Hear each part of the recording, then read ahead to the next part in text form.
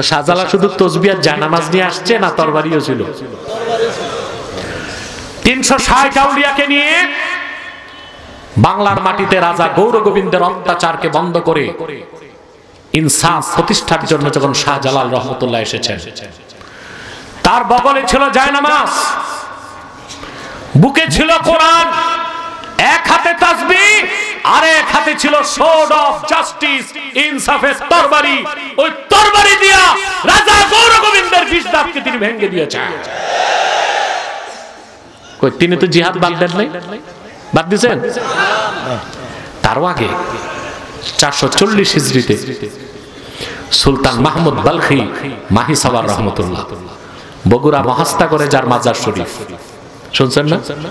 আপনারা যারা বাংলাদেশ ইতিহাস পড়েছেন তারা জানেন প্রাচীন রাজধানী সোনারগাঁও, কিন্তু তারও আগে রাজধানী ছিল পুন্ড্রবর্ধন। এটা হচ্ছে মহাস্তাগড়, দিনাজপুর, রংপুর, বগুড়া, এই অঞ্চলটা ছিল বাংলার প্রাচীন রাজধানী।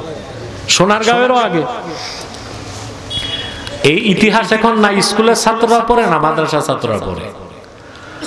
16 বছর ইতিহাস আপনাদের পড়ানো শুরুই করছে 1971 সাল থেকে। এর আগে আর বাংলার ইতিহাস নেই, এর আগে বাংলার ইতিহাস নেই।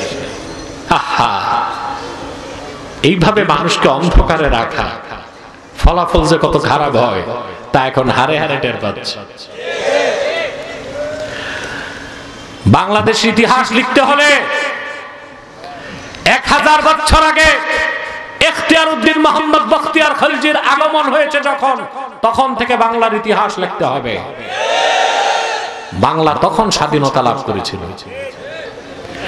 আর 1757 সালে বাংলার স্বাধীনতা কেড়ে নিয়েছিল সিরাজউদ্দৌলার কাছ থেকে ইংরেজরা। আর আমরা স্বাধীন হই নাই, এখনো স্বাধীন হই নাই। 47-এ স্বাধীন হই নাই। আপনাদের বাপ দাদা পূর্বপুরুষকে কুখ্যাত ইংরেজরা 200 বছর ধোঁকা দিয়েছে। 47-এর পর পাকিস্তানিরা 24 বছর আপনাদের ধোঁকা দিয়েছে। 71-এর পর যারাই ক্ষমতায় এসেছে 53 বছরে মুসলমানদের রক্তকে সিঁড়ি ব্যবহার করে ক্ষমতায় গেছে, মুসলমানের পক্ষে কোনো স্বার্থ আদায় করে না। ধোঁকা দিয়েছে। কি দিয়েছে? ধোঁকা দিয়েছে। আমরা এখনো স্বাধীন না। সেদিন স্বাধীন হতে পারবো যেদিন আমার দেশের নীতি আমি বাস্তবায়ন করতে পারবো। এখন পারেন? কথা বলেন না। যিনি এখন চিফ অ্যাডভাইজার, ওনার কোমরে রশি, আর রশির মাথা হচ্ছে আটলান্টিকের ওপারে, ওর বাইরে যেতে পারবে না, বাইরে যেতে পারবে না। তাহলে বোঝা যাচ্ছে আমরা এখনো স্বাধীন না। আপনাকে পূর্ণাঙ্গ স্বাধীনতা দিতে পারবে যেদিন আল্লাহর কোরআনের তাবেদারি রাষ্ট্রীয়ভাবে করতে পারবে, স্বাধীন হয়ে যাবে। যদি আপনাকে বলেন পৃথিবীতে স্বাধীন দেশ কয়টা, আমি বলবো খুব কম। আরব বিশ্ব পূর্ণ স্বাধীন। আর আরব বিশ্বের বাইরে দক্ষিণ পূর্ব মধ্য এশিয়ায় একটাই স্বাধীন দেশ, ওটা হচ্ছে আফগানিস্তান। আমেরিকার বুড়ো আঙ্গুল দেখা দিচ্ছে। আজকে তাদের কারেন্সি ডলারকে ছুঁই ছুঁই। আফিম চাষ বন্ধ, জাফরান চাষ হচ্ছে। হেলিকপ্টার বানাচ্ছে, প্লেন বানাচ্ছে, গাড়ি বানাচ্ছে। $7.5 বিলিয়ন আমেরিকা আটকায় দিয়েছে, বলছে ওই ভিক্ষার টাকা তুই খা, তোর ভিক্ষা দিলাম। স্বনির্ভর রাষ্ট্র তারা প্রতিষ্ঠা করেছে, ওদের নীতি ওরা বাস্তবায়ন করতে পারে, ওরাই স্বাধীন।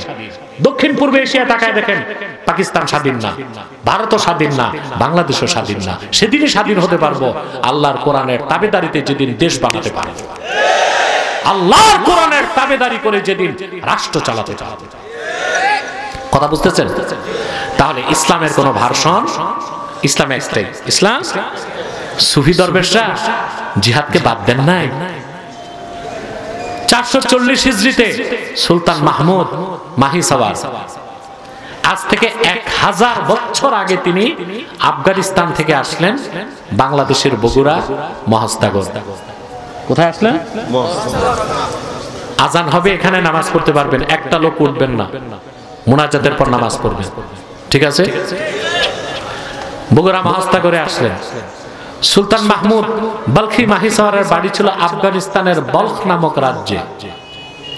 তার বাবা ছিলেন বাদশাহ। বাবার মৃত্যুর পর তিনি হলেন বাদশাহ।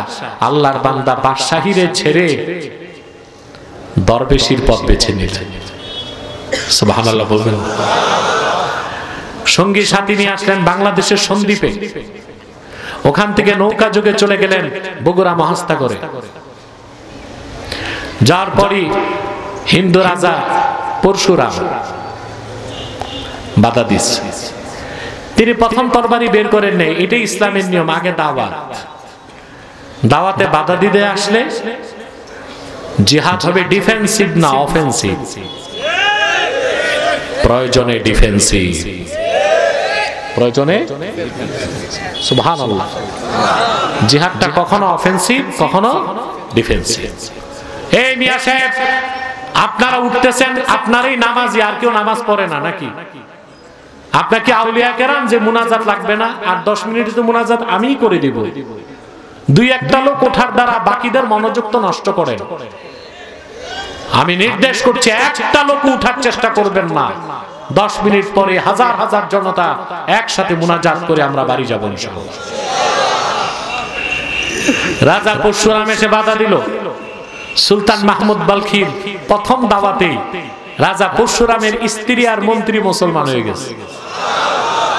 সে দেখছে আমার তো দেশও যাবে, ময়দানে এসে চলে আসলো অস্ত্র নিয়ে। সুলতান মাহমুদ বালখি সুফি সাধক ময়দানে মোকাবেলা করতে তসবিহ নিয়ে যায় না, তরবারি কোষ মুক্ত করেছেন। জিহাদে তিনি বিজয়ী হয়েছেন। পরশুরাম নিহত হয়েছে 1000 বছর আগে বগুড়ার মাটিতে আল্লাহর দ্বীনের ঝান্ডা উড়েছে। অতএব জিহাদকে বাদ দেওয়ার সুযোগ। ইসলামী রাজনীতি পূর্ণাঙ্গ ইসলাম নয়, পূর্ণাঙ্গ ইসলামের অংশ। জিহাদ ফি সাবিলিল্লাহ পূর্ণাঙ্গ ইসলাম নয়, পূর্ণাঙ্গ ইসলামের অংশ। তরিকত তাসাউফ পীরি মুরিদি পূর্ণাঙ্গ ইসলাম নয়, পূর্ণাঙ্গ ইসলামের অংশ। সুবহানাল্লাহ বলবেন না?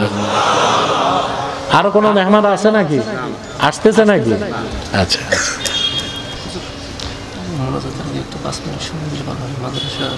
রুমাল পাঠাই দিন। ঠিক আছে, বসেন বসেন। আমার এগুলো খেয়াল আছে, শুধু মনে দিলেই হবে। রুমালগুলো নিয়ে রেডি থাকেন, মুনাজাত শুরুর মধ্যেই রুমাল যাবে ইনশাআল্লাহ। ঠিক না ভাই? না দেওয়ার নামে ভয় পাইছেন? বাঙালির অভ্যাস এটা, নেওয়ার বেলায় আছে 2 হাত, 2 হাঁটু শুদ্ধা, দেওয়ার বেলায় কম। আমরা নিব কম, দিব বেশি, পারবো না ইনশাআল্লাহ। তাহলে তরিকত তাসাউফ পূর্ণাঙ্গ ইসলাম নয়, পূর্ণাঙ্গ ইসলামের অংশ। তাহলে ইসলাম, এখন আসেন ইসলাম সম্পর্কে কাফের মুশরিকদের দ্বিতীয় একটা বিভ্রান্তি আছে, জবাব দিয়ে দিব? কথা বলেন। যারা ইসলামের বিরুদ্ধে চক্রান্ত করে যাচ্ছে, মুসলিম নামধারী কথিত সুশীল সমাজ, বুদ্ধিজীবী মহল, পলিসি মেকার, রাষ্ট্রচিন্তক আছে না? তারা বাংলাদেশে ইন্টারফেথ কি বিশ্বাস করে। ইন্টারফেথ হচ্ছে আন্তঃধর্মীয় মতবাদ। দেখা যায় প্রোগ্রাম হয়, একজন আলেম বসে, হিন্দুদের ঠাকুর, বৌদ্ধদের ভিক্ষু, খ্রিস্টানদের ফাদার, তারপর বসে শান্তির বাণী প্রচার করে। আরে ভাই, আগুন নিবাইতে পানি লাগে, কিন্তু আগুন নিবাইতে যদি ভুসি আর তুষ দাও, আগুন বাড়বে না কমবে? ইসলাম একমাত্র শান্তি ও সত্যের বাণী প্রচার করে। আপনি বলতে পারেন কেন? আরো যে ধর্ম আছে, ওই সব ধর্মে ভালো কথা থাকলে নিতে সমস্যা কি? প্রশ্ন আসতে পারে না? কথা বলেন। পশ্চিমাদের মতে ইসলাম ছাড়া আরো 2টা ধর্ম আছে, যেটাকে বলা হয় সেমিটিক রিলিজিয়াস, ইহুদি ধর্ম, খ্রিস্টান ধর্ম। ইসলামের সাথে তারা, ইসলাম ছাড়া ইহুদি ধর্ম আর খ্রিস্টান ধর্মকে পশ্চিমা দার্শনিকরা বলে সেমিটিক রিলিজিয়াস। আরবিতে আকাশকে বলে সামা, সামা থেকে সেমিটিক, অর্থাৎ যেই ধর্মগুলো কোনো এক সময় আসমান থেকে এসেছিল, ওই ধর্মগুলোকে কি বলে? Semitic religious. অতএব বলা যেতে পারে, তো মুসা নবীর মাধ্যমে আসছে ইহুদি ধর্ম, ঈসা নবীর মাধ্যমে আসছে খ্রিস্টান ধর্ম। তো ইসলামকে তো মানি, ওই ধর্মগুলোতে ভালো কিছু থাকলে নিতে সমস্যা কি? প্রশ্ন, কথা বলে। জবাব লাগবে? ওষুধ যত দামি হোক, মেয়াদ উত্তীর্ণ ঔষধ রোগী খেলে ভালো হবে না, তাড়াতাড়ি মারা যাবে। ওষুধ ভালো, ওষুধ ভালো, কিন্তু ওষুধের মেয়াদ। সবচেয়ে এক্সপেন্সিভ মেডিসিন হচ্ছে ক্যান্সারের ঔষধ, কেমোথেরাপি। একটা কেমোথেরাপির এক শিশি বোতলের দাম যদি জার্মানের হয় 1,20,000 টাকা। কত? এখন আজকে তারিখ কত? ডিসেম্বরের 6। এখন আপনি একটা ইনজেকশন কিনছেন 1,20,000 টাকা, তারিখ আছে ডিসেম্বরের 6 তারিখ। আগামীকাল 7 ডিসেম্বর ওই ওষুধের দাম কত?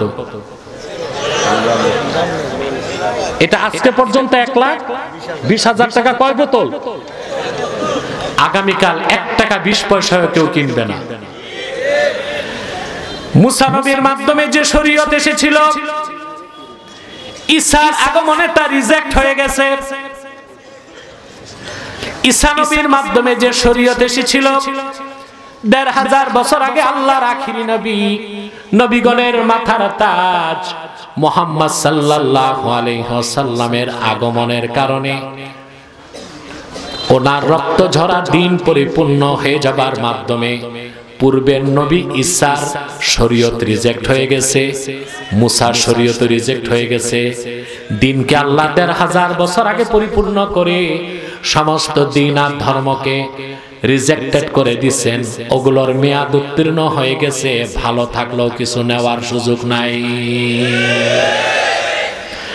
এজন্য কেউ যদি বলে ইসলাম ইজ দ্য বেস্ট, ইসলাম শ্রেষ্ঠ, সে মুসলমান হতে পারবে না। বলতে হবে Islam is the best, Islam is the last.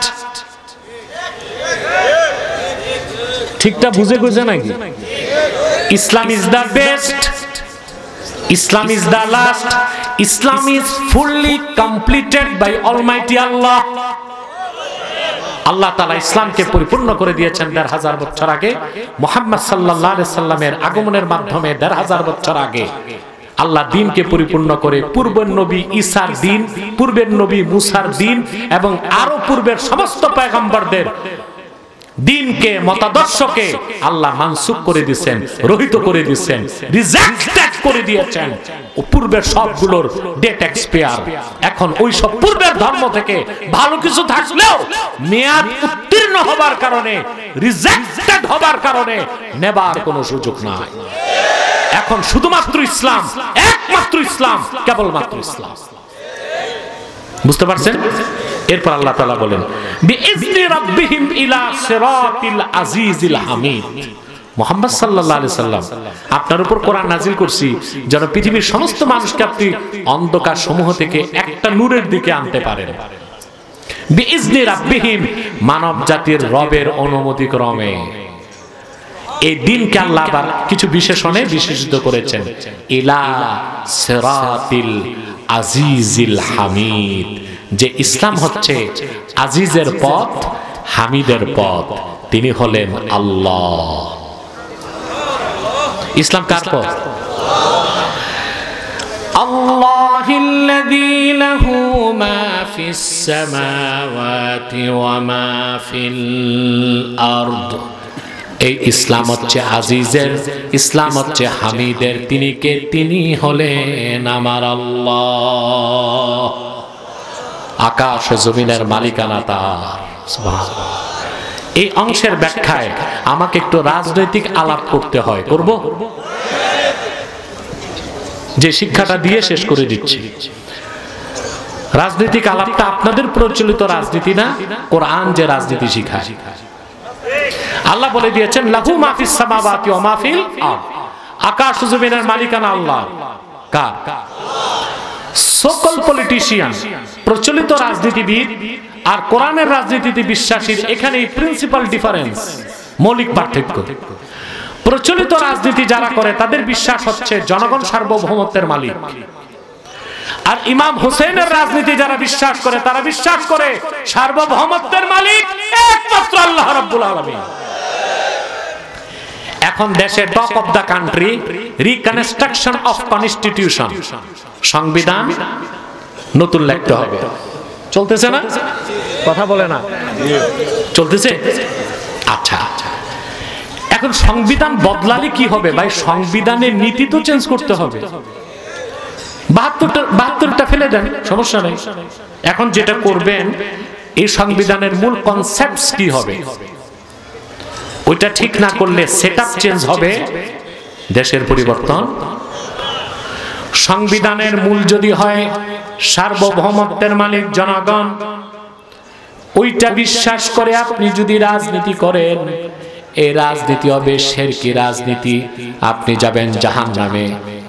আর যদি আপনার রাজনীতির বিশ্বাস হয় সার্বভৌমত্বের মালিক আল্লাহ, রাজনীতি যদি সুন্নত তরিকায় হয়, ওই রাজনীতি হবে ইবাদত, আপনার গন্তব্য হবে জান্নাত।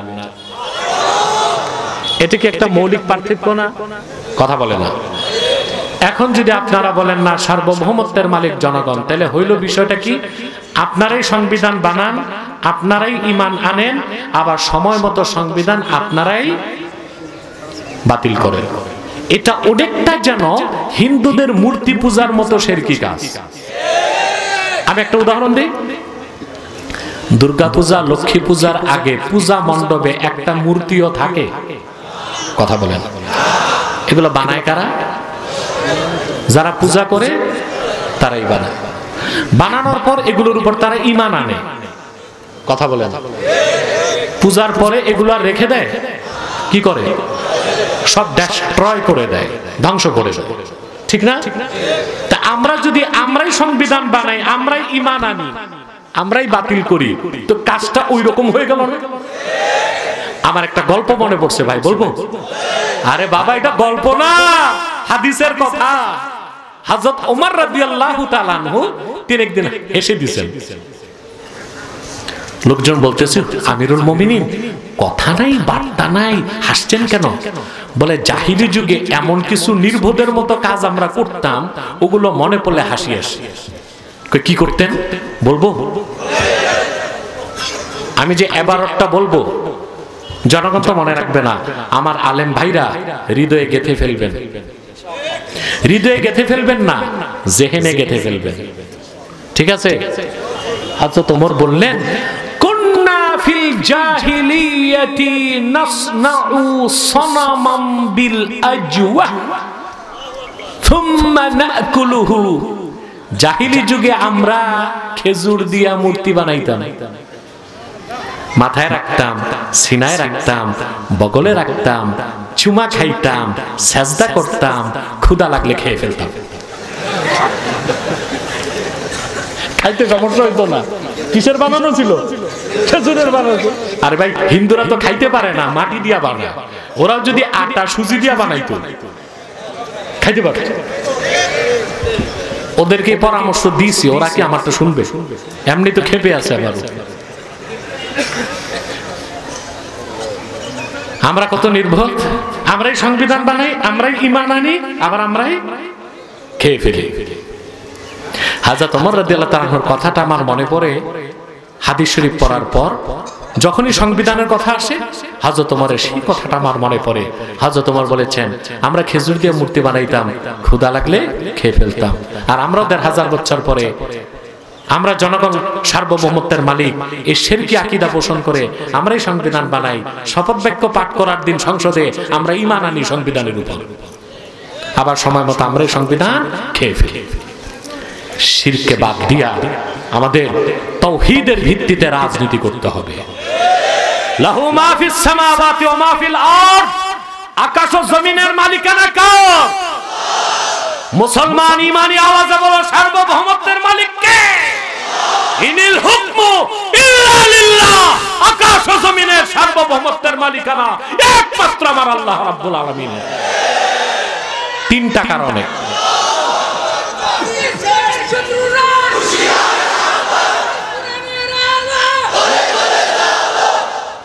তিনটা কারণে। মুলকান, খালকান, আবিদান। আকাশ ও জমিনের রাজত্ব কার? আকাশ ও জমিনের স্রষ্টাকে, বান্দারা কার? সার্বভৌমত্বের মালিক কে? সুবহানাল্লাহ। রব্বানা যালামনা আনফুসানা ওয়া ইল্লাম তাগফির লানা ওয়া তারহামনা লানাকুনান্না মিনাল খাসিরিন। রুমাল নিয়ে চলে যাও স্বেচ্ছাসেবকরা, সবাই ব্যাগ নিয়ে চলে যাও। আপনারা প্রত্যেকে ব্যাগে কিছু কিছু দিবেন, কেউ বঞ্চিত হবেন না। পারবেন তো ইনশাআল্লাহ? ভাড়ার টাকা রেখে বাকিটা মাদ্রাসা হুসাইনিয়াতে দিয়ে যাবেন।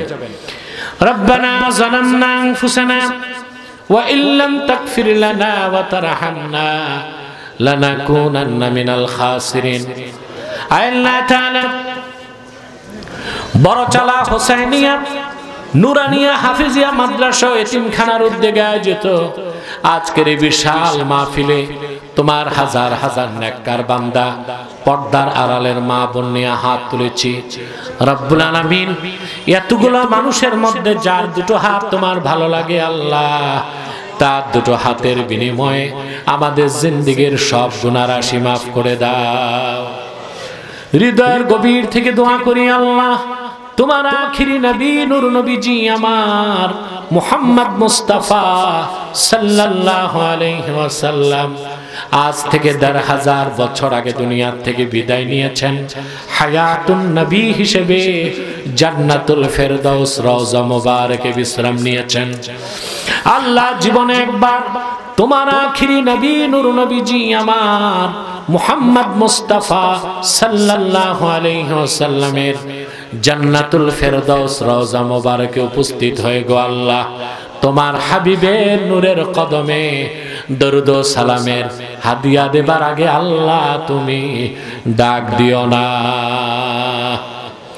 রব্বুল আলামিন, একবার বা একাধিকবার যারা সোনার মদিনায় নূরের মদিনায় যেতে পেরেছি আল্লাহ, জীবনে বারবার তোমার আখিরি নবী নূর নবীজি আমার মুহাম্মদ মুস্তাফা সাল্লাল্লাহু আলাইহি ওয়াসাল্লামের নূরের শহর মদিনাতুল মুনাওয়ারা জিয়ারতের জন্য তাদের কপালটা খুলে দাও।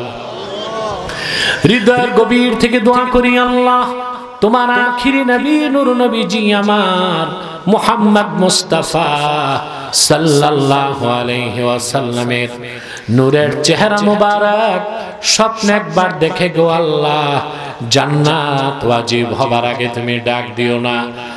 একবার বা একাধিকবার যারা তোমার আখিরি নবী নূর নবীজি আমার মুহাম্মদ মুস্তাফা সাল্লাল্লাহু আলাইহি ওয়াসাল্লামের নূরের চেহারা মোবারক স্বপ্নে দেখার সৌভাগ্য লাভ করেছে আল্লাহ, জীবনে বারবার দেখার জন্য তাদের কপালটা আল্লাহ তুমি জান্নাতি কপাল বানায় দাও। রব্বুল আলামিন, আমাদের অনেকের বাবা নাই, অনেকের মা নাই, অনেকের বাবা মা একজনও নাই।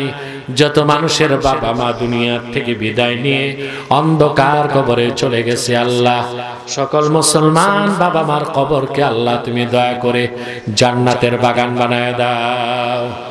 রব্বুল আলামিন, এই হুসাইনিয়া মাদ্রাসার যিনি প্রতিষ্ঠাতা আজকে দুনিয়ায় সে বেঁচে নাই আল্লাহ, সে লোকটা সহ এই এলাকার যত মানুষ মাদ্রাসার জন্য তাকে সহযোগিতা করেছে, এখন পর্যন্ত যারা সহযোগিতা করে এসেছে, দুনিয়ার থেকে বিদায় নিয়েছে, ইমানের দৌলত সিনায় ধারণ করে, তাদের প্রত্যেকের কবরের আযাব আল্লাহ তুমি মাফ করে দাও।